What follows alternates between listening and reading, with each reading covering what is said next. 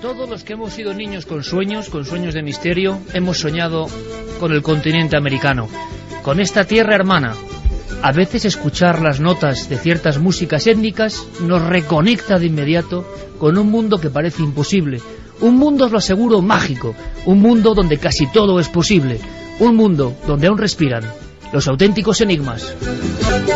Os confesaré mi emoción porque esta misma música la llevaba en los cascos en un vuelo sobre la cordillera andina. Todo el vuelo, todo el pasaje dormía y yo soñaba con los ojos abiertos, miraba las montañas nevadas e intentaba recopilar todo lo que había aprendido en uno de tantos viajes por esas tierras mágicas, mistéricas, diferentes de América. Esta noche, un nuevo viaje. La diferencia, un lugar seguro, completamente... Y es curioso porque cuando pasa el tiempo y uno deja de acudir a América, a Chile, a Perú, a Argentina, a Bolivia, a Colombia, siente que le falta algo. El perseguidor del misterio, el reportero errante, siente que allí puede pasar casi de todo. Y se explica incluso cómo eso que llaman realismo mágico tiene un sentido. Porque, de verdad, cuando uno pasa 15, 20 días, un mes, investigando, siguiendo testimonios, recuperando historias, viendo viejas piedras, se da cuenta de que ha penetrado en un espacio diferente al convencional. La sorpresa, en cualquier esquina.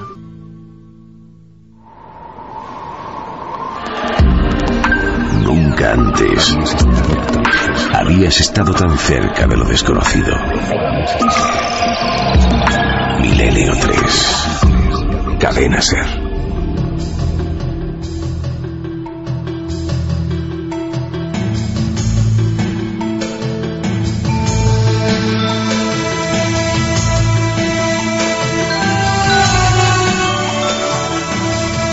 Una y 12 minutos, aquí estamos, en nuestra nave radiofónica del misterio. Javier Sierra, compañero, buenas noches. Muy buenas noches, Iker. ¿Cuántos sueños con esta música? Desde luego, y cuántos viajes reales e imaginados que hemos hecho con estos tonos de música. Olim, una serie dirigida por Fernando Jiménez del Oso que quizá nos hizo soñar y fue el pistoletazo de salida. Desde luego que el lugar que íbamos a visitar merece la pena. Nuestro compañero Javier con todo tipo de apuntes y sobre todo de recuerdos. Lleva un mes en América. Ha llegado hace poco tiempo, hace unos días, y yo le pedí un poco de reflexión para en el cuaderno de campo tener todo en orden. Han sido demasiadas emociones. Carmen, buenas noches. Buenas madrugadas, Iker. Porque nosotros tenemos muchos más contenidos, y sobre ese contenido va la pregunta de la semana.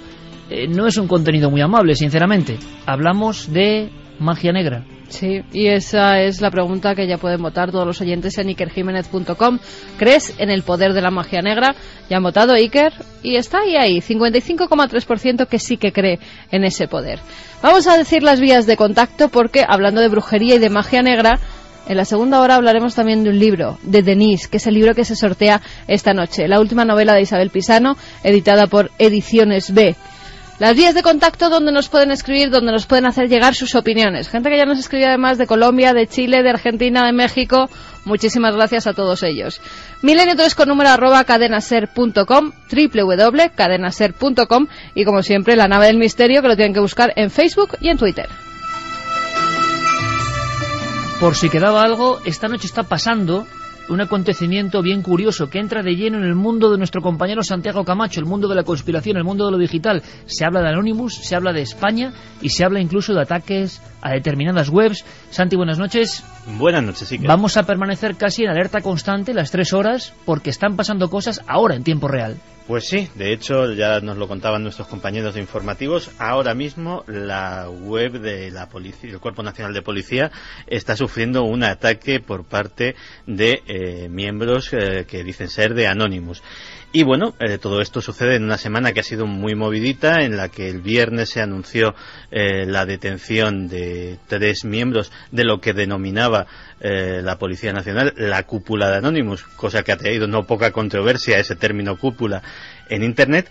Y el acontecimiento está siendo de gran calibre, de tal calibre que en Twitter ya hay un hashtag, ya hay una etiqueta que es OP Policía, donde la gente está siguiendo en tiempo real y haciendo comentarios el ataque a la web del Cuerpo Nacional de Policía. Fíjate, Santi, hay contraste. Estaremos muy atentos. Hoy vienes con tu dossier sobre alimentación, que eso sí que da miedo, es lo que más miedo del programa, pero hay contraste entre lo que vamos a contar, arqueología pura y misterio, y misterios en el ámbito digital. El viaje ya está ahí, nos marchamos para ver los ojos y los colmillos de unos dioses sin nombre, de unos dioses que, según algunas cronologías, se erigieron en cierto lugar de Colombia por algo, un lugar de muerte y de resurrección, en el siglo 33 antes de Cristo. No es fácil llegar a este punto, a este enclave mágico, Javier. No está en las rutas turísticas habituales. De hecho, para llegar a ese lugar yo tuve que tomar un avión en Bogotá hasta la ciudad de Neiva, y de allí, más o menos en el sur de Colombia, tomar un automóvil que me dejara a 194 kilómetros de la capital, del estado del Huila, en un viaje que duró 5 horas. Allí los tiempos no se miden por kilómetros como en la vieja Europa, sino que se miden por las horas que uno tarda, porque las carreteras muchas veces son impracticables. Colombia ha pasado por una época, por un invierno terrible, lleno de inundaciones. Parte de su infraestructura viaria se ha visto seriamente afectada, y eso hace que los desplazamientos en el interior del país sean complejos. Por si fuera ¿Lugar poco, peligroso, Javier? Sí, por si fuera poco, estaba siempre un poco la presencia del miedo. Quizá es el miedo que tenemos los occidentales cuando vamos a un sitio que pensamos que en fin, que no pertenece a Europa, que no es 100% seguro, pero es un lugar donde hasta hace no mucho tiempo eran frecuentes los disparos contra vehículos, incluso contra vehículos aéreos, por parte de narcotraficantes especialmente vinculados al cultivo de la marihuana.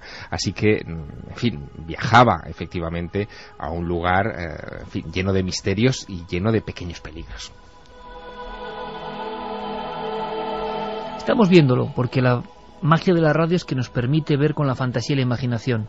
Carreteras quebradas, barranqueras, selva. ¿Hacia dónde vas? ¿Hacia dónde vamos? Vamos a una zona alta, a 1.700 metros de altura, mucho más alta que Neiva. Es un lugar de clima templado.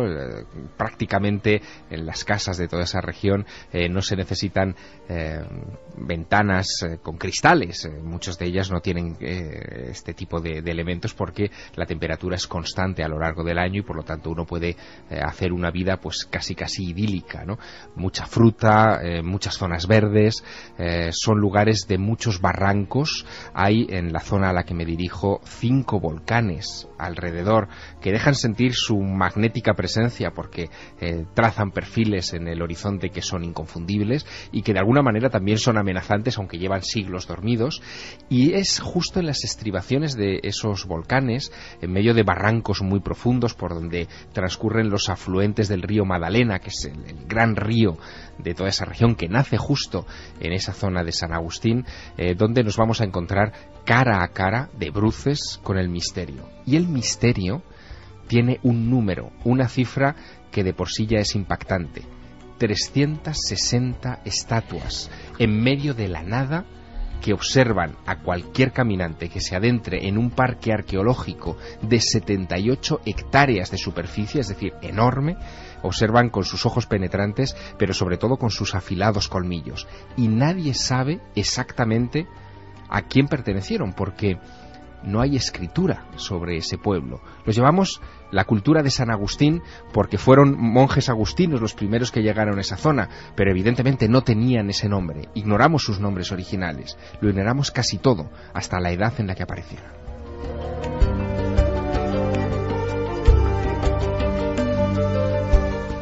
Un lugar diferente, un lugar de culto, un lugar antediluviano, casi en las crónicas americanas, porque ahora se discute mucho en torno a cuál es la cultura más vieja del continente hermano.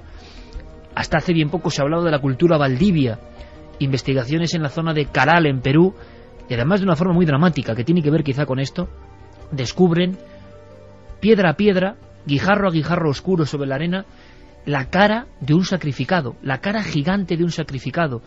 El geóglifo de Caral o Chupacigarro es un hombre que parece que tiene la melena llena de sangre, o le está cayendo sangre, y la boca está abierta, unas fauces prácticamente, en un quejido terrible. Piensan que hace 5.500 años se instauró esta cultura, pero en Colombia se encuentra este escollo, Algunos hablan de siglo 33 antes de Cristo. Y claro, ¿qué son, Javier? Primero, hagamos un retrato. Tamaño. ¿Son hombres? ¿Son animales? ¿Son demonios? ¿Son vampiros? Hasta hace poco se pensaba que eran estatuas de dioses, pero con el correr de estos últimos años y con las nuevas investigaciones arqueológicas y los nuevos métodos de trabajo, han ido arrinconando la idea de que se trataba exclusivamente de divinidades y han, digamos, establecido como varias categorías.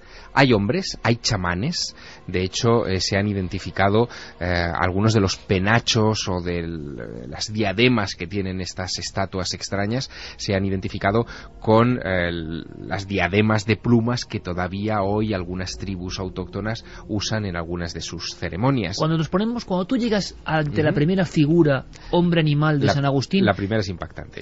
¿Qué tamaño tiene? Descríbela, por favor, que la veamos. Está enfrente de ti. ¿Qué sientes? Es un lugar que se llama Mesita A.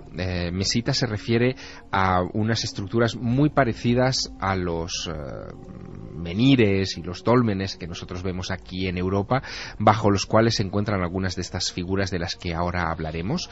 De hecho, choca inmediatamente a los ojos de un europeo esa extraordinaria similitud en la disposición de las piedras. Si las encontráramos en Francia, nadie dudaría que se trata de estructuras megalíticas de 6.000, 7.000 años de antigüedad, pero allí nos estamos enfrentando a lo mismo, pero a 10.000 kilómetros de distancia.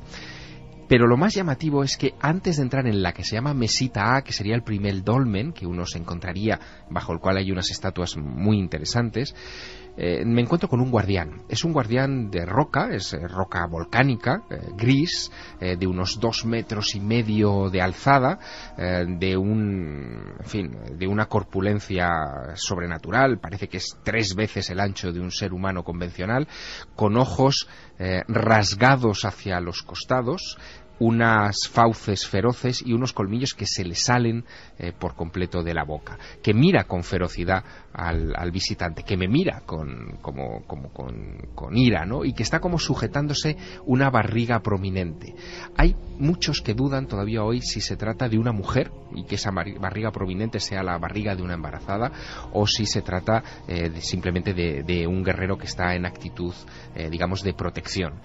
Pensaban hasta hace poco que era un dios, como te digo, pero ahora muchos empiezan a cambiar la idea. Piensan que se trata de un brujo, de un chamán, de alguien que después de haber ingerido algún tipo de sustancia psicotrópica ha adquirido las características de una fiera de la selva.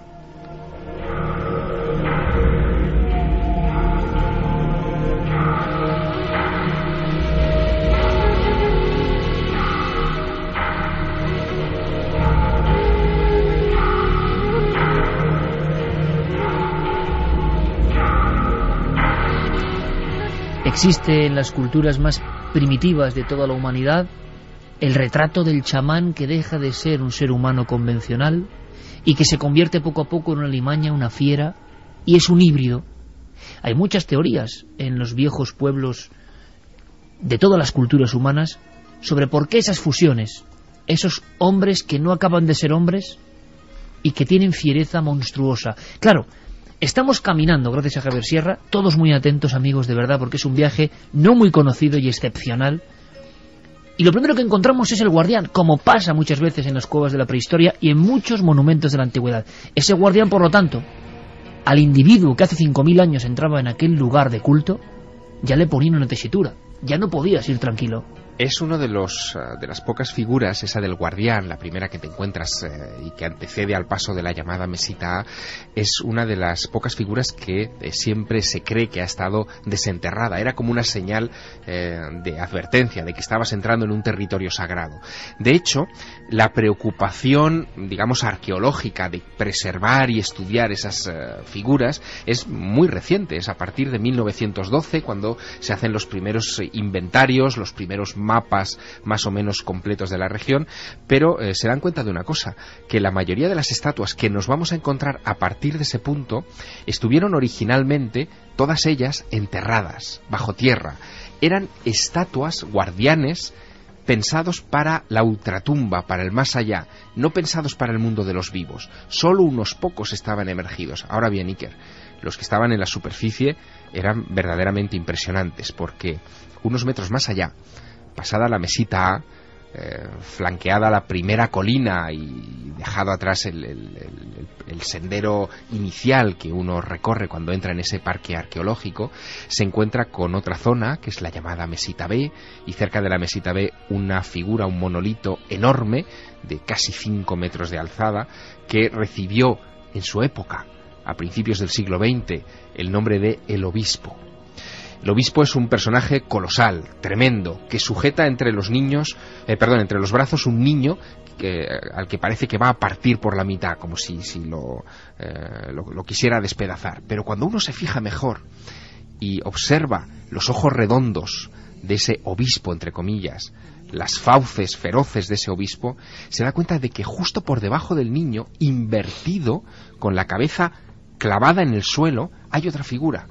Es una figura de vientre femenino, de vientre plano, que está como expulsando el niño que está recogiendo el obispo. El obispo es un partero, es alguien que está en el momento de atender el alumbramiento de una nueva criatura que él saca del vientre de la madre en esa especie de estado extraño, de estado alterado, que es lo que los arqueólogos creen que pudo haber ocurrido en el periodo en el que se construyeron esas estatuas, porque, y he aquí lo interesante, Iker, parece que en el momento en el que se construyeron todas estas estatuas, que es el periodo que los arqueólogos llaman el periodo clásico, entre más o menos el siglo II antes de Cristo y el siglo IX de nuestra era, es el periodo en el que comienza ese pueblo, del que desconocemos muchas cosas, comienza a ingerir polvo de coca, como si ellos estuvieran utilizando algún tipo de psicotrópico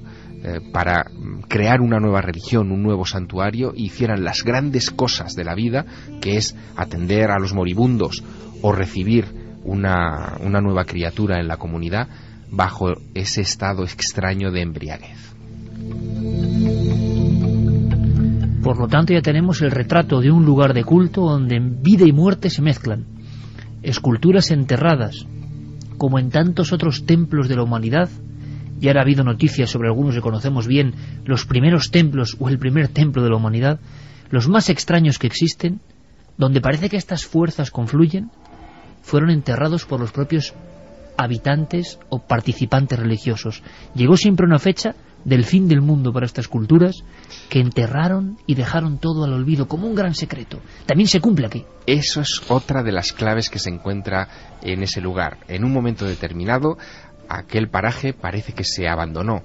Tuvo una expansión importante, porque ahora los modernos arqueólogos, los que están excavando en ese parque de 78 hectáreas, se están encontrando con restos de casas. Yo estuve visitando algunos de los lugares donde se estaba excavando en estos momentos, de construcciones que acogieron en su momento a miles de personas. Es muy difícil todavía calibrar en esa región todavía, en fin, salvaje, cuál fue la expansión exacta de todas las viviendas de la zona, pero lo que tienen, por cierto, los arqueólogos es que fue un lugar sagrado, muy sagrado, como un lugar de peregrinación, un foco de atracción probablemente para muchas culturas de la zona, que lo consideraban extraordinariamente santo, pero también un lugar de viviendas. Y fíjate, Francisco Romano, que es el arqueólogo responsable de las excavaciones en ese lugar, que lleva 17 años trabajando en la zona del Alto Magdalena y que me acompañó a muchos de estos recovecos, se mostraba también muy atónito, muy perplejo sobre cómo el uso o el consumo de la hoja de coca y de los efectos que podría producir en la conciencia de esa gente pudo haber cambiado el curso de esa civilización. Si te parece, le escuchamos. Ahora escucha. Lo que estamos escuchando son las típicas pruebas de eco que hemos hecho en otros puntos de América en alguna ocasión. Me da la impresión. Exacto. Es una especie de duende de la radio. Cusco, recuerdo haberlo hecho, ¿verdad? Exacto. Bueno, esto se nos ha colado porque pertenece en realidad a un lugar que está a unos miles de kilómetros de allí, pero del que también seguramente hablaremos acá, que es Monte Albán. En ese patio de 200 metros de largo por 300 de ancho, resuena así el eco. En fin. Facultades de la piedra del sonido que tienen todos estos templos, que guardan una sinfonía secreta, personal. ecos y sonidos que desconocemos cómo influyeron exactamente en la zona de San Agustín, donde ahora nos encontramos, porque no hay construcciones de ese tipo, es decir, no hay pirámides, no hay patios de esa naturaleza. Solo estas figuras. Solo estas figuras y estas mesitas, estos dólmenes.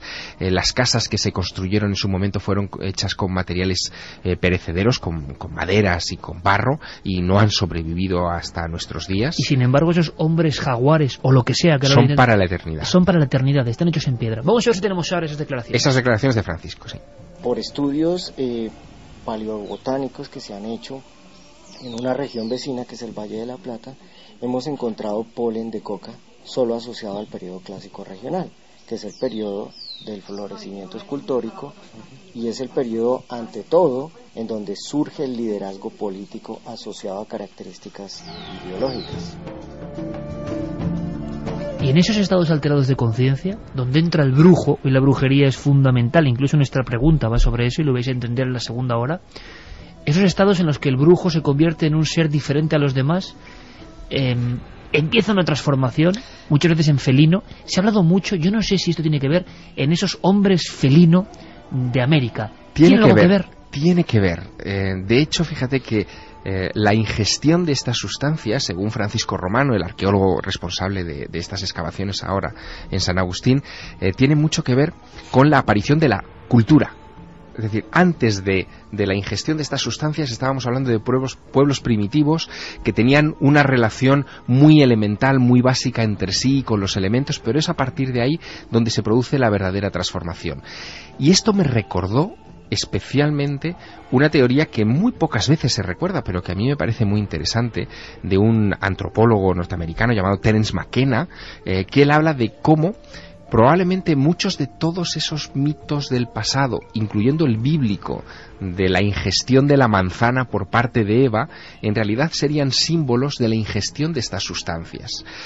Terence McKenna, en un libro que se llamaba El manjar de los dioses, hablaba precisamente de cómo el consumo de sustancias naturales, como la coca o como el cactus San Pedro en otros lugares de América, como la ayahuasca o el peyote, lo que hicieron fue cambiar en la estructura receptiva del cerebro humano, y pasamos de primitivos, de humanos primitivos, a humanos complejos. Hay un salto ahí. Hay un salto. Se ha intentado incluso verificar, midiendo esos colmillos de las 360 estatuas, decías, Javier, para saber qué animal está fundido con los hombres ahí. Bueno, de hecho, un profesor de la Universidad de Tolima, que es un experto en la cultura de San Agustín, César Augusto Belandia, ha hecho como una especie de censo de esos colmillos y ha llegado a una conclusión muy interesante, porque asegura que pertenecen a distintas especies. No todas son felinos, apenas de las que él ha inventariado unas 30 claramente serían, por ejemplo, de jaguares, pero los famosos y terribles hombres jaguar. Exacto, pero digamos que ahí habría una mezcla de varios animales. Por ejemplo, caimanes. También habría hombres caimán. ¿Hombres caimán? Hombres caimán. De hecho, hay varias estatuas de caimanes muy llamativas en otras de las regiones, digamos, colindantes al parque arqueológico, como Isnos, en el llamado Alto de los Ídolos. Allí todos los lugares tienen nombres muy evocadores, donde encuentras este tipo de personajes extraños. Hay también unos personajes de unos 3 metros de envergadura, 2,5 más o menos. Pero casi todos gigantes, sí, claro. Sí, muchos muy desproporcionados, muy grandes, que las llaman las estatuas del doble yo o del otro yo, donde aparece la figura del humano, del chamán, digamos, o del personaje noble que se quiera representar, con alguien sobre los hombros, sobre la espalda, como si fuera una especie de sombra, espíritu, o alguien que quisiera poseerlo en un momento dado, ¿no? Y para rematar toda esta visita extraña, este recorrido por imágenes, algunas de ellas muy desconcertantes, nos encontramos en el llamado Bosque de las Estatuas, también en uno de los rincones del Parque Arqueológico de San Agustín de Colombia, una colección de figuras en las que se ve, por ejemplo, orangutanes o monos copulando con seres humanos, ¿no? ¿Qué recuerda eso? Es decir, ese bestialismo en ese instante está evocando un pasaje que pasó, que ocurrió, que se rememora en los tiempos más remotos. Y que nadie sabe nada. esa es la conclusión.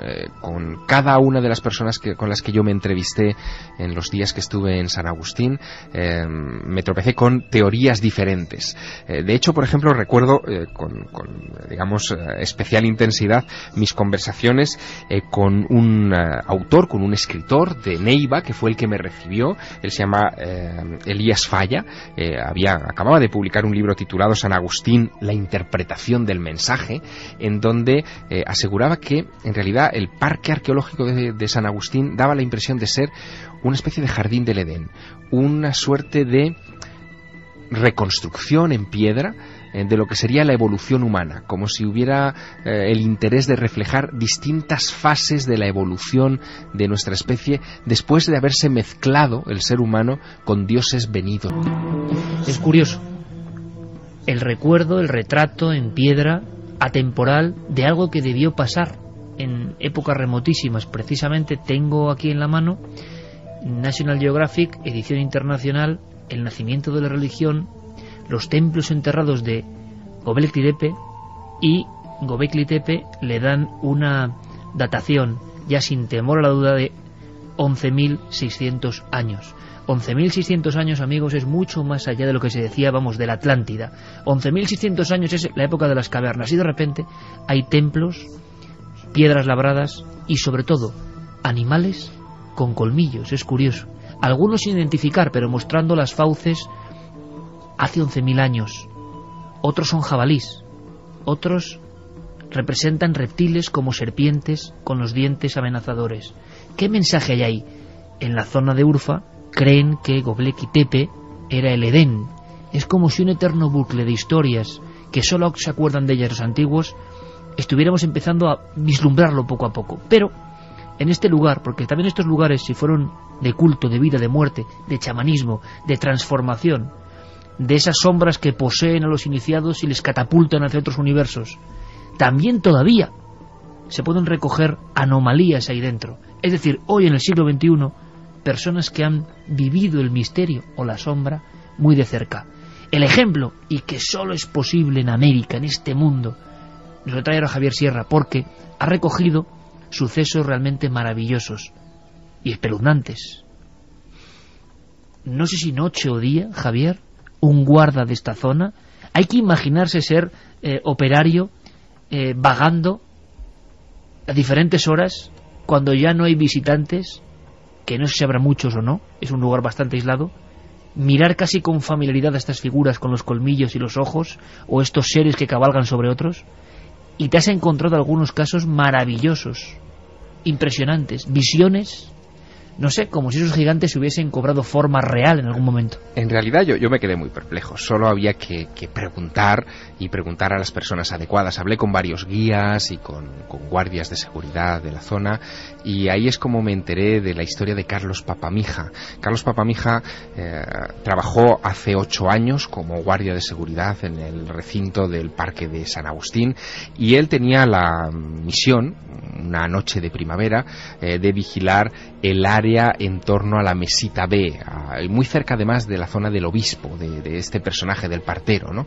Estaba en un cobertizo que hoy todavía puede verse, dormitando pues a altas horas de la madrugada, y de repente él nota que el aire se está estremeciendo a su alrededor, que algo o alguien está pasando por allí. No llega a abrir los ojos muy bien cuando observa una figura gigante dando grandes zancadas hacia él, hacia el cobertizo en el que estaba adormecido. Una figura humanoide. Una figura humanoide alta, enorme, de 2,5 metros, 3 metros de altura, ¿no? Él se quedó muy sobrecogido con esa visión. De hecho, tan sobrecogido que no quiso moverse. Abrió o entreabrió los ojos, observó como ese gigante, que era mucho más alto que el cobertizo que lo cobijaba, se agachaba para mirar donde él estaba dormitando. El pánico le paralizó, y cuando vio que el gigante, que aquella cosa, él, Carlos Papamija, no se movía, simplemente continuó su camino y se perdió dentro de la selva. Una sombra, una figura, un coloso auténtico, un imposible. Hemos conocido algún caso en España similar. Se agacha, se encorva para observar al vigilante que está dormido. Son lugares que atraen historias tras historias. Tampoco es, cuando uno visita ese lugar, tan extraño. A uno no le parece nada extraño. De hecho, la mesita B, por ejemplo, cobija a dos figuras que, en fin, parecen de otro mundo, ¿no? En vez de ser las clásicas representaciones de los humanos con colmillos que hemos visto, lo que allí encontramos son como dos gusanos con el cuerpo, digamos, hecho en forma de tornillo, digamos, con dos ojos redondos y esos colmillos omnipresentes, custodiando, digamos, la figura del chamán o quizá la representación del dirigente difunto que en su momento pudieron haber enterrado allí. Es decir, que incluso esas representaciones bizarras, extrañas, abstractas, dicen los arqueólogos, están tan presentes y tan vigilantes en el lugar que cualquier relato que te cuentan a la sombra de esos colosos, de esas figuras, tiendes a creértelo. Pero es que estamos viendo un lienzo casi, Javier, perfecto, que viene desde el primer arte de la humanidad, de esa visión onírica entre el sueño y la verdad, esa visión flotante de figuras que cambian de aspecto. Porque claro, lo que acabas de describirnos, esos gusanos que se yerguen, que tienen grandes ojos globulares y colmillos, es que quizá los estaban viendo en los estados alterados de conciencia, mucho más allá, en umbrales donde uno puede llegar gracias a refuerzos, sean psicotrópicos o no, o donde el temor, el miedo hace 5.000 años o 4.000 o 2.000 en aquel lugar hacía que el brujo llegase a ver lo luminoso, lo extraordinario, que cobra estas formas. Tocado por todas estas visiones, quise conocer a alguien que me explicase qué eran esas estatuas, alguien que las hubiera estado inventariando, catalogando, retratando con detalle. Y me tropecé con un bien curioso sujeto, ¿no? Vamos a llamar así, como un nómada de Oregón, de los Estados Unidos, que llegó hace 30 años a San Agustín, que hoy vive en una casa justo pegada a la valla que hoy, digamos, circunda el parque arqueológico, y que en estas 3 décadas ha dibujado una por una las estatuas con toda meticulosidad. Se ha quedado enganchado allí. David Dellenbeck se llama, y David Dellenbeck me contaba lo que para él es la esencia de cada una de estas figuras. Para él cada figura es un libro. Lo que yo quiero decir es que las piedras para mí son textos. Son textos. Yo los llamo textos. Cada uno cuenta un cuento que sería un libro. Ajá. Pero nosotros no leemos ese lenguaje. Yo vivo cerca del parque y yo vivo muchos años cerca del parque y yo he hablado con miles de turistas, hermano, y los turistas se van de aquí frustrados. Porque ahí ni hay un letrero que les dice nada. No hay ni libros para vender. Nada. Ahí no hay nada. Entonces, chévere ver cosas bonitas, pero el ser humano quiere más que eso. Esa sensación de que no hay un letrero que explique claramente qué son esos ídolos o esas figuras, para qué servían, es verdad que genera mucha inquietud, mucha angustia.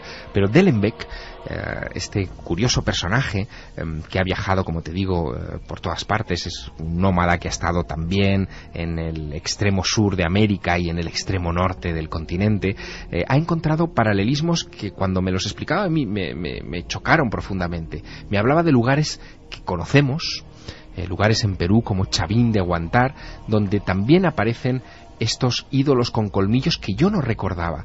Y David Dellenbeck hace así la conexión. Y que dan mucho miedo, porque encima está en su posición original en mitad de unas grutas terribles a 4.000 metros de altura. Te contaré más cosas, porque David Dellenbeck establece una conexión con Chavín de Huántar que cuando la analicemos nos va a llevar a conclusiones muy curiosas. Le escuchamos. Si tú no entiendes Chavín de Huántar, olvídese que vas a entender esto. Chavín de Huántar es la cultura madre de los Andes.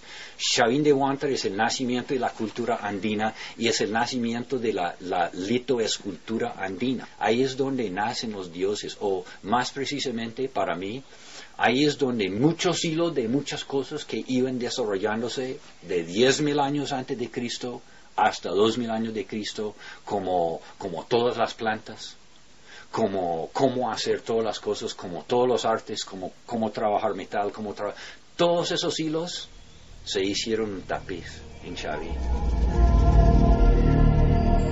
Cuando, por cierto, César Tello encontró las primeras referencias de esos monolitos que dan miedo en la oscuridad, con una lámpara o candil de aceite, con una linterna, da igual, esos seres con colmillos, con una mirada penetrante, esos dioses muertos que parece todavía vivo, su ánima que está ahí, que está todavía latiendo, él habló de una fortísima impresión de encontrarse con deidades de otro mundo. Es curioso porque, no sé si lo hemos comentado, Javier, pero las estatuas del otro yo es el nombre que le dan a esos cabalgadores o sombras o seres desprovistos de apariencia física, pero que acompañan a ciertos individuos y que son capaces de meterse en nuestro cuerpo. Podrían ser los espíritus de los antepasados y podrían ser esas mesitas, esos lugares enterrados con esas estatuas, digamos como vigilantes del inframundo, podrían ser el nexo de comunicación con, en fin, con los antepasados. Por cierto, Javier, una cosa que también pregunto a nuestros amigos, que es restos humanos en este lugar, en San Agustín. Claro, estamos viendo 300 y pico esculturas y... Estamos viendo, y lo pueden ver, en Facebook y en Twitter, algunas de las fotografías que ha pasado Javier, las ha colgado de su viaje. León, exactamente. Esto es un lujo. Y pueden ver algunas de esas figuras porque son impresionantes. Son impresionantes. Y vamos a ir ahora con preguntas. Carmen, primera que lanzo yo así. Yacimientos, huesos, porque hay dos teorías. Lugar de germinación, a mí esto me pone los pelos de punta, porque no dejo de verlo en todo el mundo. En los lugares más especiales, los lugares donde la magia se condensa, parece que hay una gestación del mundo, pero también parece que son enclaves donde se iba a enterrar a los muertos, pero luego muchos de estos no se encuentra nada. Es que tiene todo el sentido, Iker. No lo tiene para nosotros, la cultura judeocristiana, la cultura occidental, que pensamos que el tiempo transcurre en línea recta, pero para los antiguos el tiempo circulaba, es decir, transcurría en una especie de bucle eterno, por lo tanto la muerte se conectaba con el nacimiento.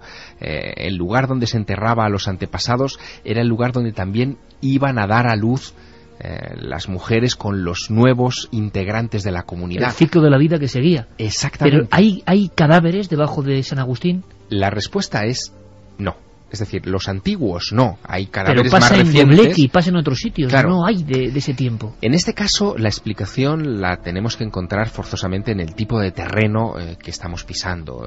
Las tierras de San Agustín son muy ácidas y por lo tanto terminan absorbiendo cualquier hueso, cualquier resto orgánico que desaparece en muy poco tiempo. Tampoco los metales aguantan ciertamente demasiado tiempo en esas condiciones de lluvia constante, de terrenos que absorben rápidamente la humedad y que, en fin, hacen que se transforme todo lo que ocurre o queda en su superficie. Viendo tus imágenes, tus fotos a disposición de nuestros amigos y amigas, viendo esas caras, que no sé dónde empieza lo humano y prosigue lo salvaje, yo recuerdo, claro, todos los monstruos híbridos que en el mundo han sido, que esto daría para mucho.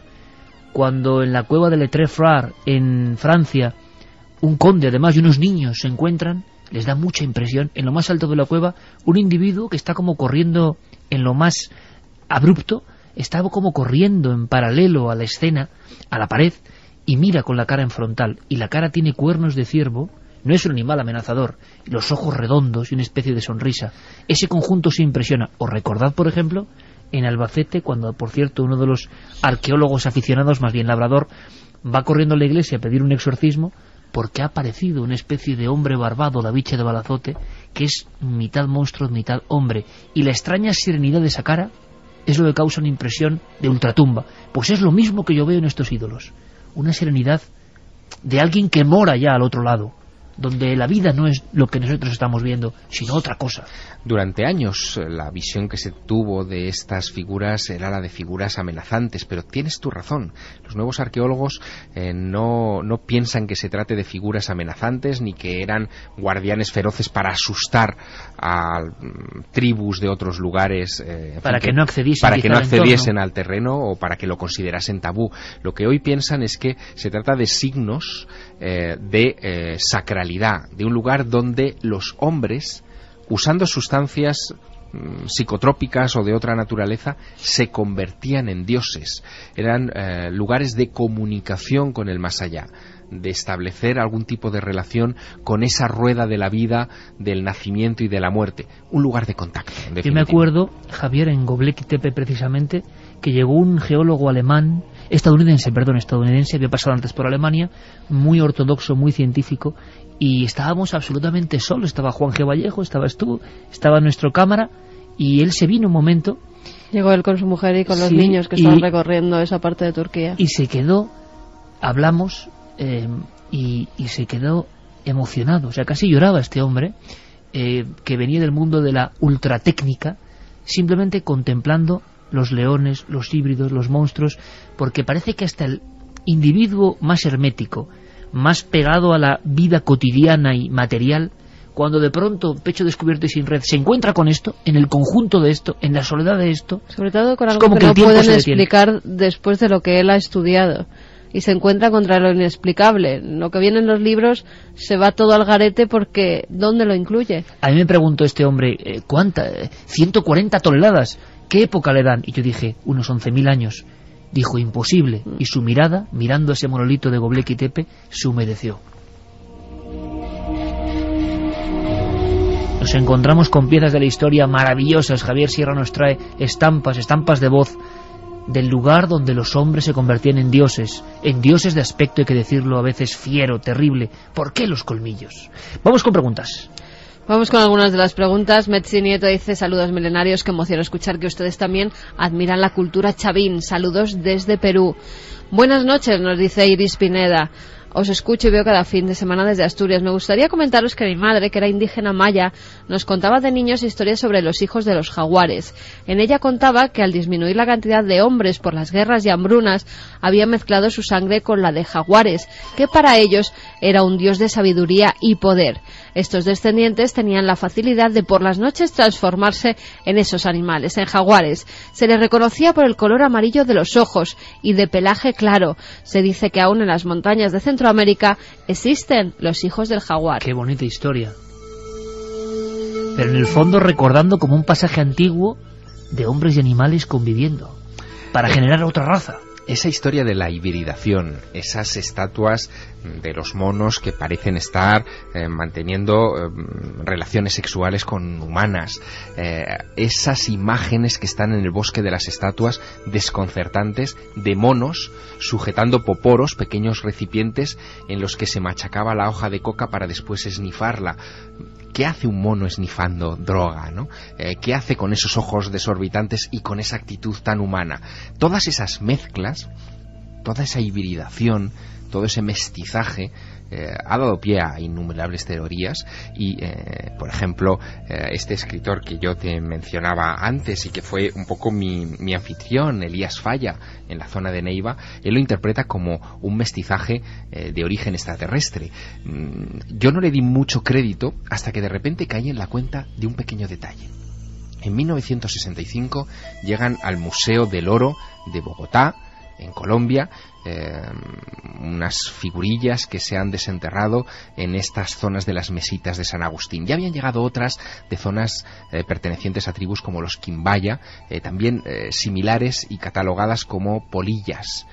Las figuras que llegan son como pequeños avioncitos a escala de oro, de las pocas piezas de oro que se han encontrado en San Agustín y que inmediatamente llaman la atención de muchos expertos. Llaman la atención porque los pájaros o cualquier animal volador que nosotros conocemos tiene las alas sobre el cuerpo, están en la parte superior del cuerpo. Sin embargo, estas figuras las tienen en la base del cuerpo. Puro aeroplano, ¿no? Exacto, como si fuera un avión, ¿no?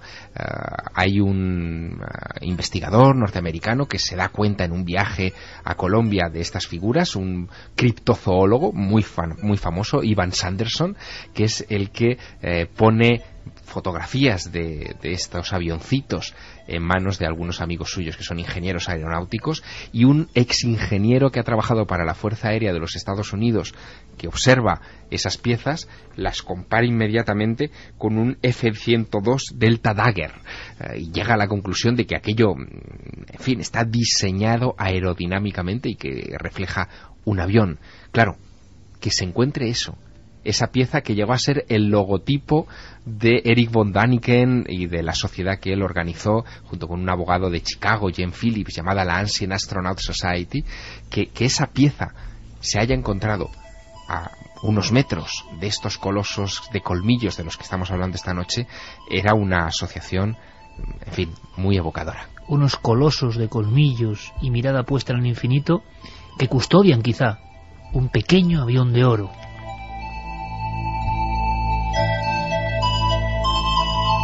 Miriam Rodríguez nos decía buenas noches a todos cuando habéis hablado de unos relieves extraños de monos copulando con seres humanos. Me he acordado de que este estilo de relieves son muy comunes en las culturas mesoamericanas, como por ejemplo los relieves olmecas, en los que los jaguares copulan con las mujeres de los que nacen los baby jaguar o baby face. Así es. O los extraños relieves de Monte Albán, de los danzantes, que no sabemos realmente lo que reflejan. ¿Qué pensáis de que en general las culturas americanas tengan la tendencia de desarrollar este tipo de relieves? Pues imagínate mi sorpresa, porque nada de esto estaba preparado, para que desde Colombia, desde la cultura de San Agustín, mi siguiente salto fuera Monte Albán.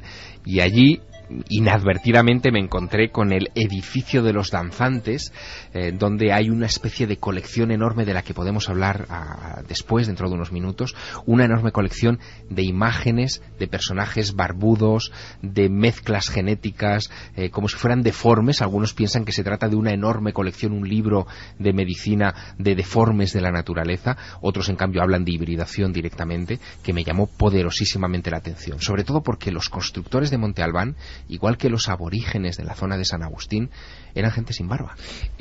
O sea que te vas a quedar unos minutos más y hacemos por lo menos un planeo, ¿eh? Mira, vamos a poner de nuevo esta canción terrible y tremenda. Porque nuestro camino sonoro continúa y ha sido una oyente la que ha dado ese paso, esa pieza nueva, ese siguiente estadio del puzzle. Más preguntas, más cuestiones. Antonio de Madrid dice: nos resultan muy parecidos algunos de esos seres a los descritos por los dogones, los cuales llegaron desde el cielo, tenían escamas, eran altos y con grandes colmillos. Un saludo, me encantan vuestros programas. Sobre todo se parece al lanzón de Chavín de Guantar, esa figura de 5 metros y medio que tiene unos enormes colmillos y que algunos describen como un enano con una cabeza desproporcionadamente grande, y donde se ha llegado a especular con que en realidad no se trataría de una divinidad, sino de un feto estilizado de 7 meses, que es más o menos la proporción que guardarían la cabeza en relación al cuerpo.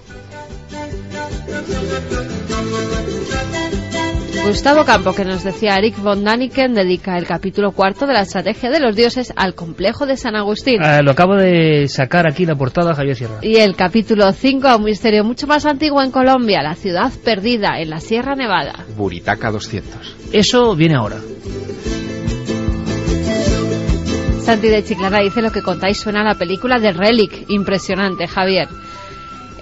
Batalla Solís dice: hola, qué fotos tan interesantes habéis puesto, son unas estatuas impresionantes, no me suena haber visto nada parecido jamás.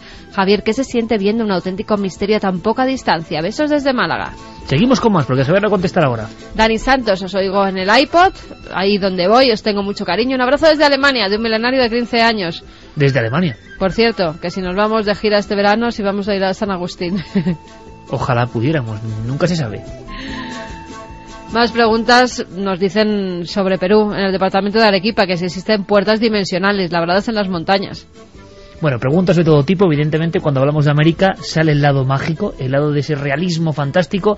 Nos hemos centrado en Colombia, en este lugar que era muy desconocido, y quedan algunos retazos, algunas pistas, algunos elementos que son interesantísimos. Los recorreremos en este viaje y además vamos a empezar la siguiente hora de Milenio 3 a las puertas del infierno, a las mismísimas puertas del Averno, que también lo había evidentemente para la antigüedad. ¿Y qué se sentía ahí? ¿Qué se vivía ahí? ¿Quién sale al paso en esa oscuridad? Lo comentamos y seguimos con muchos más temas. La magia negra, protagonista también esta noche, aquí, en Milenio 3. ¿Y quién era ese hombre gigantesco, ese coloso, de caminar lento a grandes zancadas, que se aproximó hasta la caseta del vigilante, en pleno centro arqueológico de San Agustín? Y es que toda América está preñada de este tipo de sucesos, de casos.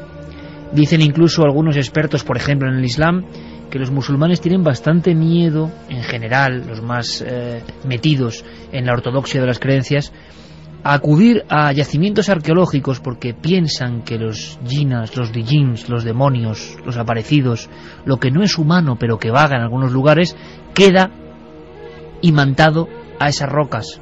Por ejemplo, nada que les espante más que los pueblos o culturas ya desaparecidas, las ruinas que duermen bajo la arena. Colombia, que fue nuestra primera parada, es un lugar rico en acontecimientos, y simplemente como apunte, para terminar, para acabar con ese viaje, no muy lejos de este lugar de los colosos de dientes afilados, de los hombres jaguar, los caimanes humanos, los gusanos con grandes cráneos y fauces afiladas, no muy lejos de todo esto, poco antes de que el hombre llegase a la luna, ocurría un caso que siempre ha estado citado como uno de los más horrendos y enigmáticos de la historia de la ufología. Pero lo que describía el testigo era bastante parecido a lo que ha contado Javier Sierra, que a su vez aseguraba ese vigilante de San Agustín. Era el 4 de julio de 1969, o sea, 16 días antes apenas de el gran sueño de llegar a nuestro satélite. Pero lo que vieron tanto Arcesio Bermúdez como sus sobrinos entre 14 y 16 años, que pasaban unos días de asueto en la hacienda Tocarema de Anolaima, es bien distinto, bien diferente. Tengo en las manos una fotografía que realmente estremece si uno ahonda en su contenido. Son unos dirigentes de la APRO, un grupo de investigación ufológica, varios periodistas de El Tiempo de Colombia y unos jóvenes que están señalando un punto entre la espesura del bosque. El día 4 de julio del 69, los muchachos empezaron a hacer señas, parece que de Morse, como puntos y prolongaciones con la luz, a una curiosa estrella fugaz. Esa estrella fugaz empezó a moverse y, según siempre los testimonios de estos chicos que fueron sometidos a hipnosis, y en esa hipnosis dibujaron lo que habían visto, se convirtió en un globo o una especie de óvalo luminoso que llegó a pasar muy cerca de ellos, rociando con su luz las arboledas, las frondosas arboledas de la hacienda Tocarema. En cierto momento de este encuentro, esa especie de globo luminoso en mitad de la noche, ante los espantados testigos, desciende, balanceándose. Solamente el mayor, un hombre de 53 años, perfecto estado de salud, Arcesio Bermúdez, se quedó con una lámpara de aceite en la mano. En la hacienda no había luz eléctrica, cara a cara con aquella figura. Durante unos minutos, 2 o 3, objeto y testigo se miraron fijamente. El tiempo se detuvo, no hubo ademán de nada, simplemente allí se quedaron como unidos uno a otro. Arcesio, ya en el hospital de Bogotá, declaró que en mitad de esa luz había algo, o más que algo, había alguien. Un individuo colosal, gigantesco, como una sombra. Las piernas abiertas, como columnas, casi formando una A. Había una barra, o se distinguía algo, en el trasfondo de ese globo de luz. No había ojos, ni boca, ni orejas. Aquel individuo parecía estar completamente envuelto por un traje de buceador, sin hacer un solo movimiento, solamente como asomándose a la presencia de Arcesio, se observaron mutuamente. Después, sin hacer ningún ruido, se marchó hasta convertirse de nuevo en una estrella. Tengo otro recorte y simplemente lo voy a leer sin añadir nada más. Muere una de las personas. Agencia de El Tiempo, Colombia. A los 8 días de la extraña aparición en la finca de Anolaima, murió en Bogotá, en el hospital, por causas desconocidas, el señor Arcesio Bermúdez, uno de los que presenció la llegada del objeto misterioso parecido a un platillo volador, y quien precisamente fue la persona que se acercó al aparato y dijo haber visto una persona dentro, una sombra, añadiría yo, colosal, gigantesca. Murió con una serie de enterocolitis y diarreas sanguinolentas, así dice el parte médico, y dejó de existir exactamente una semana después. El caso de Anolaima y una visión que, por lo que vemos en algunos lugares de Colombia, no es extraña, sino hasta a veces y en ciertas épocas frecuente. Seguro que estas visiones se han producido desde el principio del tiempo. Estarán o estarían identificadas como apariciones del inframundo, del ultramundo, del más allá, del reino de los muertos, por parte de los habitantes de otros tiempos, épocas, de otras culturas y civilizaciones. Los tallaron, los dibujaron, los retrataron e incluso hicieron conductos para ese mundo diferente, que no es bueno visitar. Javier Sierra estuvo a las puertas de esa esfera que se abre más allá. No es Colombia, es México. Aunque sea de forma breve, queremos sentirnos también nosotros, oyentes milenarios, en ese umbral. Javier Sierra, a unos pocos pasos del mismísimo infierno. Nunca pensé que podría firmar una crónica delante mismo de las puertas del más allá. Es exactamente donde me encuentro en este momento, solo dentro de un templo, el templo de Mitla. Es un vocablo azteca que significaba lugar de muertos, y se trata de un recinto ceremonial a unos 500 kilómetros más o menos de la Ciudad de México, que verdaderamente impresiona. Dejadme que os explique la postal que tengo delante de mí. Se trata de un lugar que en estos momentos se encuentra prácticamente cubierto por nubes de tormenta, al que se accede por 9 escaleras que significan los 9 cielos que tenían que atravesar las almas de los difuntos antes de entrar en el más allá. Aquí a los muertos se los enterraba siempre acompañados de un perro, de un techichi, que es el término que recibían estos guías de ultratumba. Y la verdad es que la marea de sensaciones que invade a este compañero vuestro, a este milenario vuestro, es impagable, es espectacular. Recuerdo, por ejemplo, la visión que tuve delante de el gran templo de Tiahuanaco en Bolivia, donde también varias escaleras conducen hacia una puerta en la que se admira un ídolo de ojos cuadrados que te mira con fiereza. Nunca había sabido interpretar ese lugar, pero a la vista de esta puerta de ultratumba, de esta puerta del más allá, acá en Mitla, en los valles de Oaxaca, en el corazón de México, todo cobra un inesperado sentido.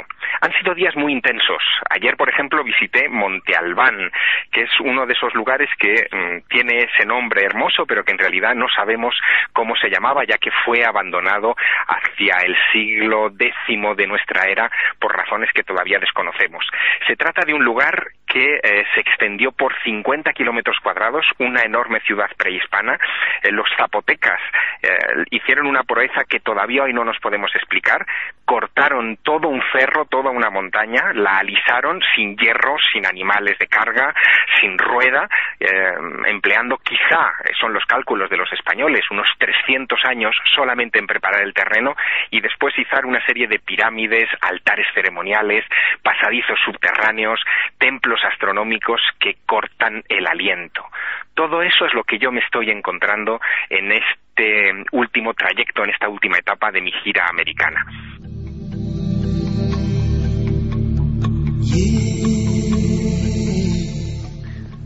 Dos y 15 minutos. Sería la postal final, Javier, la crónica en el lugar de los hechos, a las puertas del más allá. Solo en América puede pasar esto.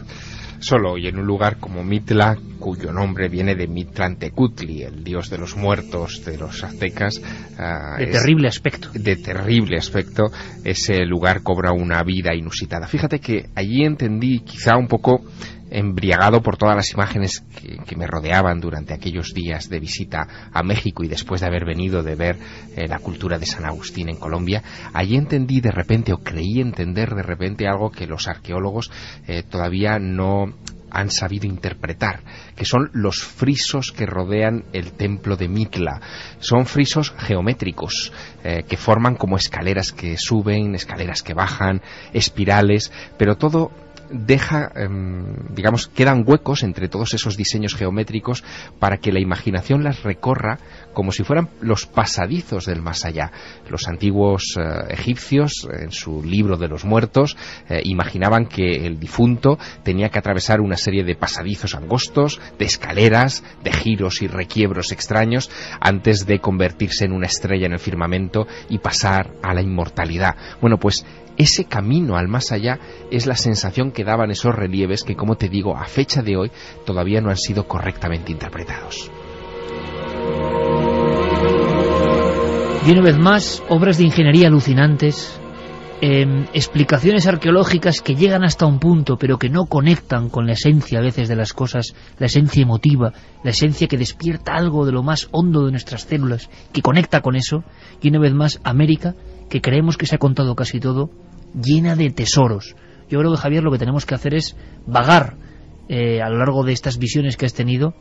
Hay muchas sorpresas, muchos encuentros, y siempre va unido el puro misterio con la sensación. Decía una oyente, si había puertas dimensionales en algún sitio, esta podía ser una de ellas, pero sobre todo la sensación que uno se llevaba, que es difícil de resumir, me imagino, que tú incluso hacías paralela a esa visión tremenda de ese monolito solitario en un lugar desolado como Tiahuanaco, ese gigante. Da la impresión de que los gigantes, quién sabe, esos gigantes o esos ellos nos visitaron en alguna ocasión. Cuando uno recorre el mundo no se le puede dar esta idea, y no es porque sea fantasioso, sino simplemente hay que ver. Hay que ver esos monolitos, como por ejemplo el dintel que corona la puerta del templo de Mitla, que pesa 18 toneladas, que es de una sola pieza de basalto y que realmente, impresiona, sobrecoge. Y sobre todo hay que tener en cuenta algo que a mí me estremece cada vez que lo recuerdo: Tiahuanaco, la cultura de San Agustín, esa puerta al más allá, al lugar de los muertos que es Mitla, Monte Albán, Teotihuacán. Todos esos lugares fueron encontrados desiertos por los españoles. Se abandonaron en un momento determinado, algunos de ellos se enterraron deliberadamente y todavía no sabemos por qué. Milenio 3. Detrás del misterio, en busca de una respuesta. Cadena SER.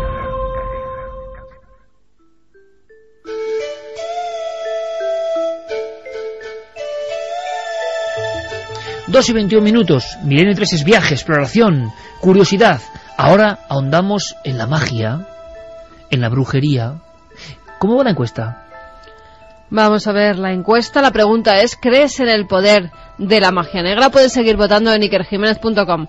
Ahí es de... Fíjate que habíamos tenido últimamente unos picos muy grandes en las encuestas, pues estaba ahí.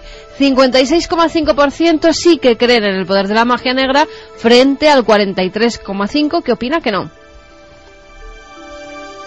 Y hablamos de eso porque últimamente ha habido noticias que hablan de poderosos, dirigentes poderosos en el mundo, importantes, y brujería. Asesores brujos, vudú, canibalismo, rituales. ¿Cierto? Fantasía, ¿verdad? África, Asia, incluso Europa, América. La brujería es universal y los que tienen poder quieren tenerlo más gracias a esas malas artes. ¿Qué creéis? 2:23, la noche tiene una noticia digital también. Tiene que ver con la conspiración, Anonymous, novedades. Santi, ¿cómo va la cosa a estas horas exactas? Pues mira, a estas horas exactas la página del Cuerpo Nacional de Policía está activa. Me comentan, mis conocimientos de informática son muy limitados, pero como me lo dicen, lo transmito, que los funcionarios del Cuerpo Nacional de Policía han recurrido a un DNS secundario y que parece ser que desde Anonymous están intentando contrarrestar también esa medida. Está habiendo una guerra digital tipo, esto sería ya arqueología, ¿no? Juegos de guerra, pero está pasando ahora mismo, o sea, hilos invisibles que cruzan información por este país están ahora mismo en combate. ¿Por qué? Pues no lo sé, pero hay más novedades. La web del Ministerio del Interior sí que está tumbada, está absolutamente caída, así como la del SEPE, el Servicio Público de Empleo. Nos hemos centrado mucho en el Cuerpo Nacional de Policía, pero parece ser que el ataque es bastante más amplio. Y bueno, todo es en respuesta a la redada del otro día, en la cual, pues en una rueda de prensa, yo creo que un poco precipitada, pues los comisarios responsables de la brigada que llevó a cabo las detenciones, pues anunciaron a bombo y platillo que habían detenido a la cúpula de Anonymous. Bueno, muy cúpula no sería desde el punto de vista de que está teniendo lugar esta reacción. Lógicamente en Internet eso generó un tremendo revuelo, sobre todo por la elección, fíjate qué curioso, de esa palabra cúpula, porque estamos hablando de un movimiento en el cual se vanagloria de no tener absolutamente ningún tipo de jerarquía. Es más, ni siquiera los miembros son los mismos de una acción a otra. Es decir, puede haber gente que se haya apuntado puntualmente a este OP policía, a esta operación policía, y que no haya participado jamás en algo de Anonymous, o gente que haya participado en todas las acciones de Anonymous y que, por ejemplo, diga, oye, yo contra la policía no tengo nada, y se haya abstenido de participar en ella. Digamos que ese recurrir a la palabra cúpula ya demuestra un cierto desconocimiento de la propia organización.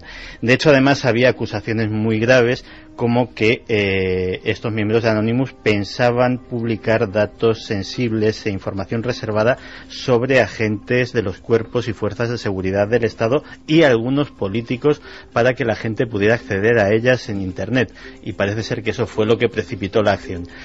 Y de la acción pues viene la reacción que seguiremos siguiendo pues a lo largo de la noche. Además, justamente fue la Policía Nacional la que desarticuló y la que pilló a esa cúpula, entre comillas, de Anonymous. Por eso el ataque precisamente a esa web, a la web nacional de policía. Está ocurriendo ahora mismo. Por cierto, sorteamos 3 libros, importante por lo que ahora vas a contar.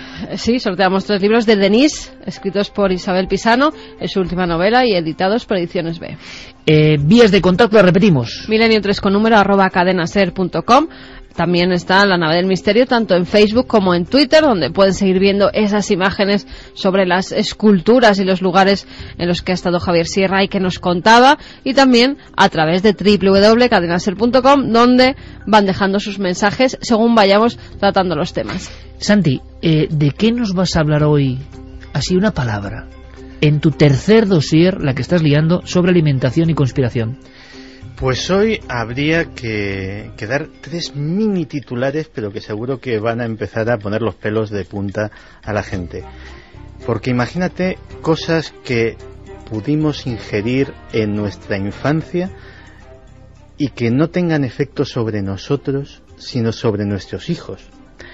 O imagínate que vamos a hablar de hormonas en la carne, de hormonas en la leche, o también de por qué en Estados Unidos cada vez más, y ya ha empezado a suceder en Europa, niñas de apenas 7 u 8 años empiezan a tener el periodo y acceder a la pubertad. Creo que el dossier de Santiago Camacho, por un lado, merece la pena, pero también por otros como para taparse los oídos. Fermín Agustí, Carlos Largo y Noel Calero al otro lado de la nave, coordinándolo todo. Y le pido a Noel Calero, el maestro del sonido, que variemos despacio, porque vamos a hablar de brujería.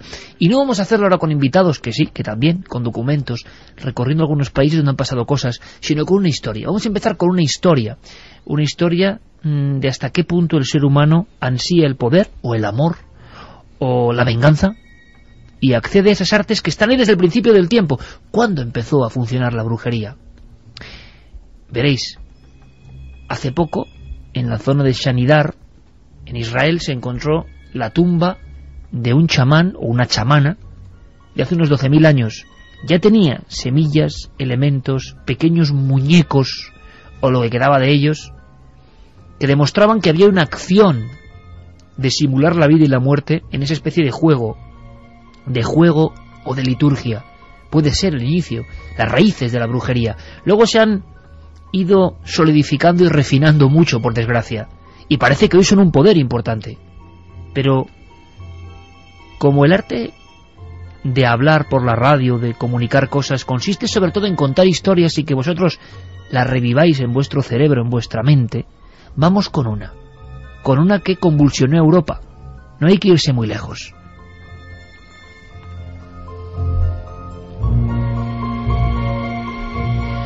Fue en el año 1954 y, como dice Siker, conmocionó a Europa, pero sobre todo Francia. En Francia fue un caso conocidísimo. Estaba todos los días en los periódicos, los medios de comunicación. Vivieron segundo a segundo el juicio que más tarde contaremos. Todo empieza con una joven, Denise Labbé. Esta mujer era una joven bastante enamoradiza. Se había quedado huérfana muy joven, a los 13 años, había tenido una vida bastante dura.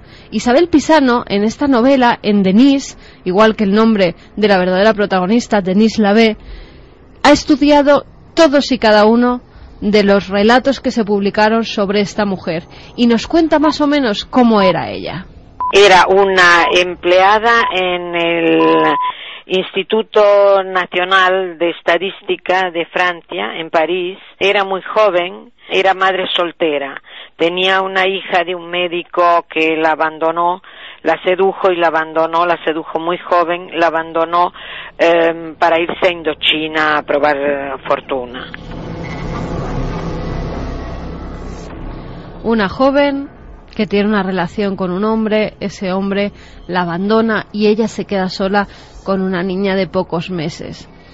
Al tiempo conoce a un hombre que parece que la protege, que la quiere, que la da todo aquello que no le han dado los jóvenes con los que mantenía relaciones. Se llama Jacques Algarrón. Y Isabel Pisano nos cuenta cómo era la personalidad de Jacques. La niña tenía 2 años cuando ella conoce a Jacques Algarrón, un oficial de la Escuela Militar de Saint-Cyr. La Escuela Militar de Saint-Cyr es de donde salieron prácticamente todos los presidentes franceses. Establece con él una relación, hasta el momento no conocía. Empieza de traerle hombres a la cama, de prestarla a los amigos, de traer mujeres examantes suyas o amantes actuales, y para terminar en esto, o sea, enormes castigos, bestiales castigos sadomasoquistas, siempre bajo la influencia del Marqués de Sade y también de D'Annunzio. Él le dice en un momento determinado, para amarme tienes que ir de sufrimiento en sufrimiento. Jacques era un hombre que estaba muy influido por las lecturas de Kafka, de Sartre, de Guidé, y decidió pedir una prueba de amor a Denise. Creía que estos pensamientos filosóficos lo que tenían que hacer era convertirlos en realidad. Además, Jacques consideraba que la pequeña era un mal recuerdo de la vida anterior de Denise, y entonces le pide una prueba de amor. Es más, le dice, el amor no existe, solo existen pruebas de amor. Ya le dice una frase que una mujer no debe decir jamás, que es lo que quieras, pídeme lo que quieras. Y él le dijo, la niña, Denise. Y ella no entiende lo que quiere decir y dice, la niña, Denise, dame su vida. Entonces ella se levanta del lecho y se va ya a la puerta, coge la falda y coge todo y se va. Se está por ir y entonces él le dice, pero no, mi amor, era una broma y tal. Entonces él empieza a jugar con eso, y ella ya al final se acostumbra y cree que eso aumenta su placer. Empieza así, pero después en cambio se convierte en una exigencia bestial. Denise le seguía porque le obedecía ciegamente, tanto es así que en un momento determinado, cuando el juez le pregunta, bueno, pero usted le creía todo lo que le decía, y dice, sí, señor juez, él siempre tenía razón. Como vemos, una persona muy joven que tiene miedo a volver a ser abandonada por un hombre. Denise se niega en un principio a cumplir el deseo de Jacques, pero como ve que la va a abandonar, pues entonces empieza a jugar un poco con la vida de su hija. Ella, con 18 años nada más, Iker, se siente abandonada, cree que Jacques es el amor de su vida, que no lo puede perder, que es un hombre culto, que la trata bien, que tiene el cariño que no le habían dado los otros hombres. Pero Jacques, de vez en cuando, para poner la prueba, se iba unos días de casa, como diciendo que tenía que hacer ese sacrificio para que él regresara y vivieran juntos su amor. Intenta matar a su propia hija en 3 ocasiones, Iker. Una de ellas intenta arrojarla al río. Es más, la tira al agua, la empuja y la niña empieza a ahogarse. Incluso queda un testimonio que dice: yo, Denise Lafont, nacida en Blois el 3 de julio de 1935, secretaria de profesión, confieso que la tarde del 1 de octubre de 1954 arrojé al canal Ile-Rance a mi hija Claudine, de 2 años de edad y padre desconocido. Al ver cómo se debatía entre las aguas, me giré para no verla morir. Pasados algunos minutos, cuando volví la vista hacia el canal, divisé a un hombre valeroso que se había arrojado al agua para intentar salvarla. En ese momento, gracias a un ángel de la guarda, la niña se salva, pero ya estando en su domicilio, alza a la niña hacia una ventana, la pone muy cerca de esta, y cuando va a empujarla para que se caiga por el edificio y dé a un patio, un vecino ve sus intenciones y entonces rápidamente mete a la niña hacia lo interior. Pero Iker, no contenta con ello, al final cumple el deseo de Jacques y lo que hace es introducir a la pequeña de 2 años, su cabecita, en un cubo lleno de lejía. Él la abandona y le dice que ella no puede pagar el precio que él pide y que nada, y que podía haber sido, dice la carta, dice, yo podía haber sido siempre tu verdugo y tú la más sumisa de las víctimas. Entonces, ella está fenomenal ese día, se levanta por la mañana y dice, pero qué bien, y se pone a lavar la ropa, llena una tinaja de agua, la llena de agua y de lejía. Entonces la niña está a los pies jugando de ella, la coge por los pies y la mete cabeza para abajo y la sostiene 7 minutos. Y cuando el cuerpo cesa sus espasmos, la deja caer al fondo del recipiente. Y desmayada, la encuentra la hermana con el grifo abierto y la niña muerta.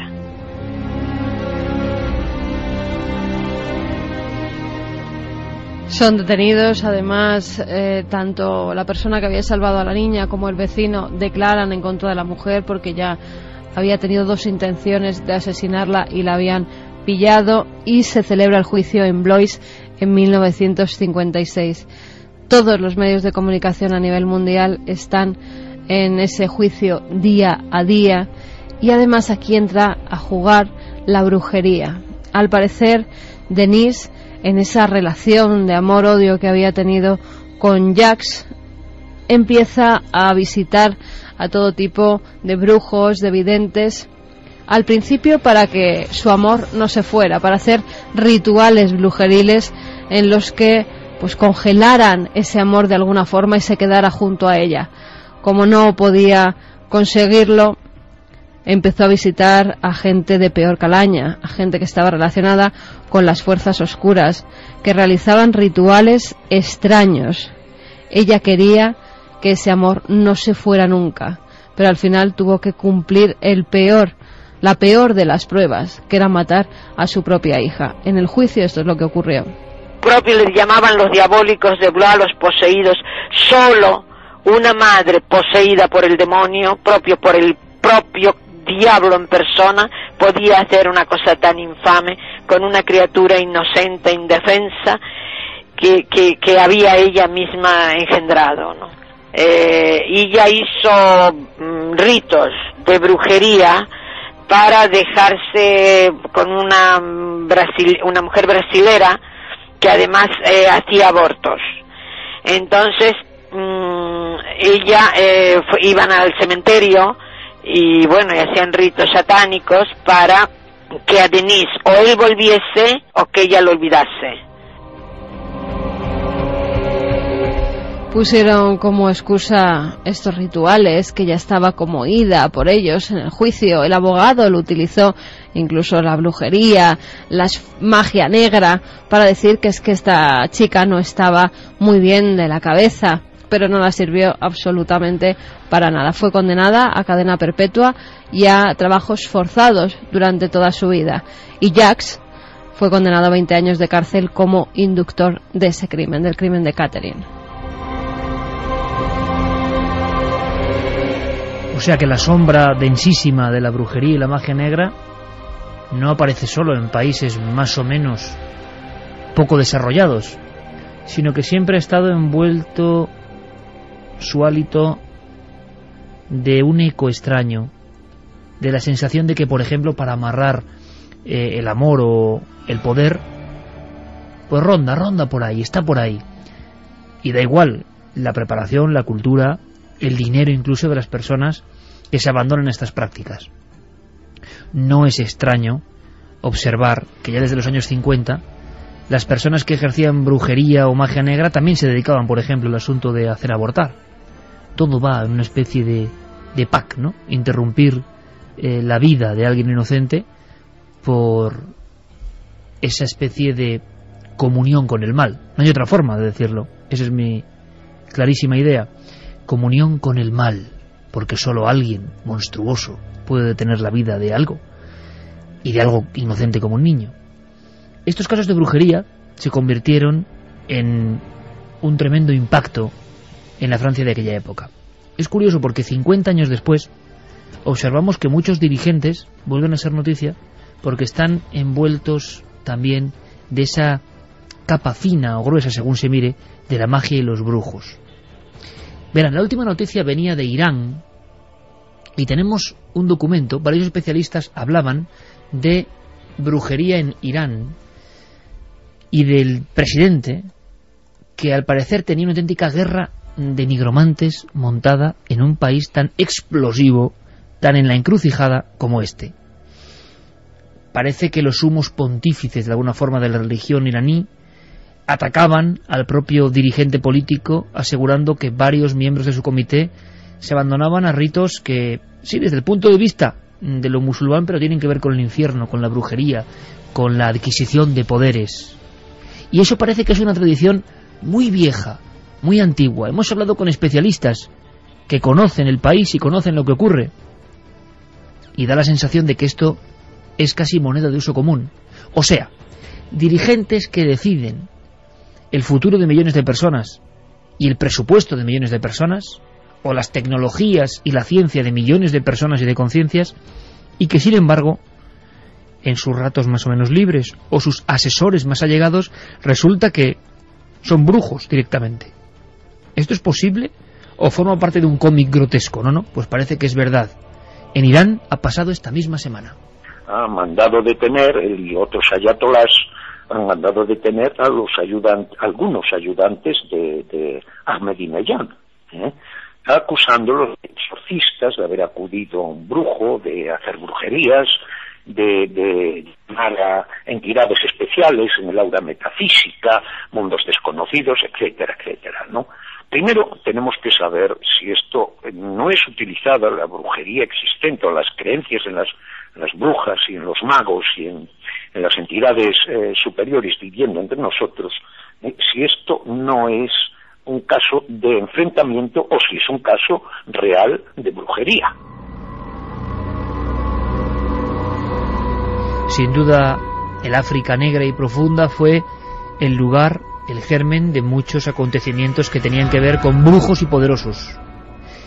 Se han hecho incluso películas sobre presidentes que llevaban a su pueblo con mano de hierro, a veces se comían a su pueblo directamente, y que su cohorte de asesores más importantes eran, pues, brujos, eran hechiceros, eran chamanes que habían tomado el camino, dicen los expertos en esto, no yo, de la mano izquierda. Se habían metido en los umbrales donde se reclama poder a través del mal. En Guinea están acostumbrados a estas historias. Yo no sé hasta qué punto se exageran o no, pero los que conocen el país, los que han investigado, los que han hecho reporterismo allí, como José Manuel Novoa, saben que la zombificación, sí, como digo, la conversión de seres humanos poco menos que en piltrafas en forma de marioneta que se puede manejar perfectamente su conciencia, es algo que está ahí al cabo de la calle. Ritos complejísimos. No se toman decisiones si antes no se ha hecho la liturgia concreta. José Manuel Novoa nos habla de dirigentes que en algunos casos ponen los pelos de punta. Y dentro de esa historia terrible pues ha estado estos presidentes. El primero fue François Duvalier, Papa Doc, como le llamaban, pues que realmente se convirtió en el gran brujo del vudú. Y en un país donde todo el mundo cree en estas prácticas, pues no te hace falta tener muchos fusiles para poder amedrentarlo, para poder tenerlo subyugado, ¿no? Y realmente, bueno, pues entre el poder político que se sustentaba en esto y los tontón macuts, que era su guardia pretoriana, pues llevaron el país pues durante muchísimos años no solo a la ruina, no solo lo devastaron, sino que además tenían la gente sometida y amedrentada por las prácticas de vudú que se hacían, ¿no? Esto es un tema largo porque incluso hemos hablado en algunas ocasiones de la zombificación, que era una antigua pena de la ley tradicional del vudú, y sin embargo, pues lo mismo François Duvalier, que Jean-Claude Duvalier, que después fue Baby Doc, era el hijo, pues usaron estas prácticas para tener al pueblo sometido.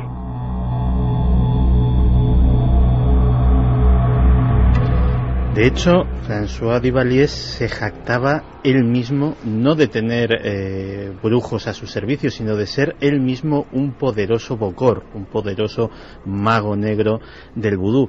Y fíjate que analistas internacionales, incluso los propios embajadores norteamericanos que mandaban informes a los Estados Unidos, pensaban que esto era una pose. Decían, bueno, Jean-Claude Duvalier es un personaje cruel, pero es culto, tiene una formación europea, todo esto lo hace para asustar a un pueblo muy supersticioso como es el haitiano.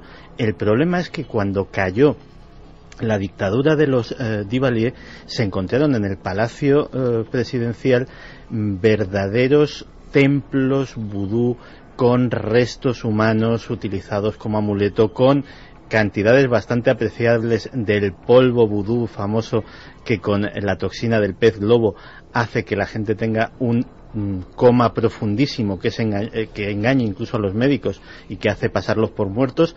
Luego son desenterrados, los daños cerebrales son brutales durante ese tiempo sin apenas oxígeno, y esas personas eran empleadas, esos zombies eran empleados en las plantaciones de Papadoc, de Duvalier, no solamente como mano de obra barata, que era una de las sangrientas tradiciones de la isla, sino también como ejemplo. Tú puedes acabar en mis plantaciones de caña, puedes acabar siendo una persona sin mente, siendo un muerto viviente, si te opones a mí. Y efectivamente ese poder lo ejercía a través de los tontón macut, siempre con gafas de espejo, siempre armados. Los tontón macut, el nombre viene precisamente del nombre que en la tradición vudú se le daba a los bokor itinerantes. Había brujos negros que recorrían toda la isla haciendo trabajos de magia negra a cambio de dinero. ¿Mercenarios de la brujería? Efectivamente, esos eran los tontón macut originales, y luego él se apropió de ese nombre que ya de por sí causaba pavor en todo Haití para otorgárselo a su policía política. A Haití llegó el mundo de la brujería desde, evidentemente, África. Ahora hablará José Manuel Novoa de Guinea, pero la primera estación es esta, Haití, país arrasado por ese gran terremoto y que tiene ese estigma, esa lacra de brujos todavía a sueldo, hoy, vagando y actuando. ¿Cuándo empezó todo esto de la brujería? Parece que los expertos, Novoa en este caso, hablan de un estallido muy concreto. Se ha hablado en el cine, por ejemplo, de la noche de los muertos vivientes, la noche de los zombies, la noche en la que las ánimas parece que toman el mando. Bueno, pues algo así, una noche de sangre, desde luego, y de brujería y de magia negra, ocurrió en Haití. Nos lo recuerda José Manuel Novoa. En el caso de Haití, en la famosa noche de Huay Caimán, donde realmente surgió el vudú, oficialmente, como tú sabes, el vudú hoy en día es una religión oficial en Haití. Bueno, pues fue la rebelión de los esclavos, donde de diferentes tribus que provenían de África se unen en una noche, esta noche de Huay Caimán, donde hacen un pacto de sangre, donde hacen una ceremonia de lo que podríamos llamar el principio del fenómeno vudú, donde matan muchos cerdos, o sea, hay mucha sangre, o sea, hay mucha abundancia de sangre en ese sacrificio, y al día siguiente matan a 1000 blancos, que es donde empieza la revolución de Toussaint Louverture, que era el que fue el primer presidente después de la isla, porque era el esclavo que había dirigido toda la contienda. Y en ese momento los blancos, pues aunque no creen en estas cosas, pero sin embargo les aterrorizó saber que habían hecho, según ellos, un pacto con el diablo, y que por eso una población que hasta ese momento estaba sometida, una población esclava, pues fue capaz de sobreponerse y en un solo día matar a 1000 blancos. Ahora sí es el turno de Guinea, un país con lógicas conexiones con el nuestro. La brujería siempre presente en los más altos mandos, en las personas que ostentan el poder. Macías aniquiló a 1/3 de la población y la mitad pues fueron sometidos a sacrificios rituales donde se comía carne humana, donde se alimentaba lo que ellos llaman el egú, que es esa cualidad de hacer magia que justamente la tienen que alimentar con carne humana, ¿no? Y después de Macías pues vino Obiang Nguema en el año 79 y siguió las prácticas, las idénticas prácticas de su tío. Se sigue torturando, se sigue comiendo carne humana en rituales, en Ayemaú se llaman, que son rituales de sangre. Por ejemplo, cuando Idi Amin entran en su palacio, cuando detienen a Idi Amin, pues en la nevera tenía dos cabezas en el congelador, pues de dos personas, porque había matado recientemente y estaban allí esperando a que se hiciera algún ritual. El efecto que provoca en una población que cree profundamente en estas cosas es mayor que el que puedes provocar a base de fuerzas de contingencia o de muchos fusiles o muchas armas, ¿no? La brujería en ciertos puntos tiene más poder, consigue más fuerza incluso que las armas. Yo creo que es una buena frase. Santi, en Argentina has encontrado la senda de un personaje que fue importantísimo en la política por su influencia y por su magia. Pues sí, porque nuestros amigos argentinos, que sabemos que tenemos muchos y les mandamos un saludo, hay un nombre que para ellos les será muy familiar y de muy triste recuerdo: José López Rega. José López Rega, también llamado el brujo criollo o incluso el Rasputín de la Pampa. Era un cantante lírico aficionado, de hecho llegó a hacer intervenciones en radio cuando consiguió la amistad del general Perón, que él le consiguió que los micrófonos de la radio se le abriesen de vez en cuando. Fue también un futbolista de carrera bastante fugaz en el River Plate, y de ahí pasó a ser policía. Como policía se las ingenió, era un hombre ambicioso y muy inteligente, se las ingenió para formar parte de la guardia personal de Juan Domingo Perón. Pasaron semanas, incluso meses, sin que Perón y López Rega cruzaran una sola palabra, pero poco a poco se las fue ingeniando para irse acercando cada vez más al mandatario, tener primero una relación ya de saludo, luego ya de cierta confianza, finalmente de amistad, y de ahí pasar a ser el secretario particular, consultor, curandero y mago de Juan Domingo Perón. Y es que este personaje que, entre otros, entre comillas, logros, pues tuvo la tétrica labor durante la dictadura militar argentina de auspiciar la siniestra AAA, el Escuadrón de la Muerte, al que se le adjudican más de 2.000 ejecuciones sumarias de militantes de izquierda. Pues aparte de esto, de ser masón y de otras muchas cosas, era practicante de la Umbanda, un culto brasileño, un culto afroamericano, en el cual las religiones africanas, el catolicismo, las prácticas indígenas brasileñas, el espiritismo, nociones de ocultismo occidental, pues se mezclan para hacer pues algo similar al vudú, pero en otra vertiente. Y parece ser que muchos políticos, y muy especialmente, no solamente Juan Domingo Perón, sino también sus esposas, sobre las que López Rega parece que tenía un cierto ascendente y era una persona que las influía mucho, pues tenían mucha fe en los trabajos mágicos de López Rega y ciertos trabajos para perjudicar a enemigos políticos o para beneficiar empresas futuras, pues se le encomendaban a este personaje que ya sin su vertiente mágica pues pasó a la historia más truculenta de la Argentina, pero que además pues tiene este tinte brujeril. Carlos Lago, compañero, buenas noches. Buenas noches, Iker. Aunque sea en retazos, también en América hoy, brujos y poder. Sí, por ejemplo, vamos a viajar hasta República Dominicana. Allí nuestro guía va a ser Santiago Estrella, periodista del diario digital rd.com. Allí, una vez más, se repetían todo lo que habéis comentado. Una escena, por ejemplo, es en la que un coche lujoso llega en una zona del oeste o sur de República Dominicana. Sale un hombre vestido elegantemente, con gafas de sol, capucha, para que no le reconozcan, y se mete en un lugar donde hay un curandero, y bien, pues para pedir una vez más esa protección a ese chamán, bueno, en este lugar a ese chamán. Nos describía Santiago Estrella cómo es el tipo de brujería allí en República Dominicana. Hay, por ejemplo,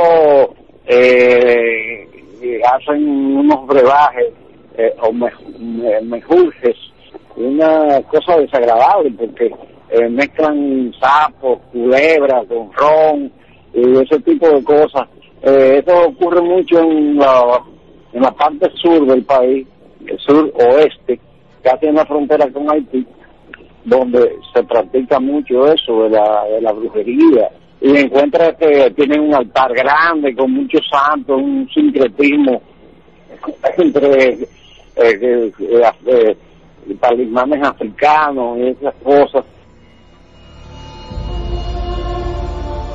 Generalmente, como nos decía Santiago, pues son políticos medios o aspirantes a presidentes, pero también nos encontramos con el caso de grandes políticos de renombre, como por ejemplo expresidentes de la República Dominicana, como Joaquín Balaguer, e incluso otros casos como el de José Francisco Peñas Gómez, que se vio muy perjudicado por su vinculación a la brujería y al chamanismo. Balaguer tenía en su casa una enana que era la que barría la parte frontal de su residencia. Entonces, esa enana, según las personas que la conocían, los que circundaban la casa de Balaguer, decían que él la había empleado ahí porque esa enana le traía suerte. También otro líder político que es el más grande, que fue el más grande conductor de masas en la República Dominicana, José Francisco Peña Gómez, de la Internacional Socialista, apareció en las elecciones del año 96 en un video que correspondía a un rito de vudú, que es una práctica haitiana. Entonces, ese video que fue difundido en la televisión le ocasionó pero tremendo problema, porque sus adversarios aprovecharon esa coyuntura para decir que él era un brujo haitiano. Problemas para el que iba a ser aspirante, bueno, el que llegó a ser presidente. Muchos problemas. Incluso también nos encontramos el caso de México, donde José Gil Olmos, autor de Los Brujos del Poder, nos ha dado a conocer también historias como la de Vicente Fox, expresidente de México, que también tenía esa relación con el chamanismo y la brujería con el fin de ganar confianza. Y fíjate, una historia muy curiosa como la de la sindicalista Elba Ester Gordillo, de gran poder político, que tuvo que pagar un precio muy alto por seguir ganándose la confianza de todos estos políticos. La líder nacional del sindicato de maestros se llama Elba Ester Gordillo. Ella ha tenido una incidencia directa en todos los gobernantes en los últimos 20 años. Ella fue hasta África a que le hicieran un ritual de magia negra con el sacrificio de un león.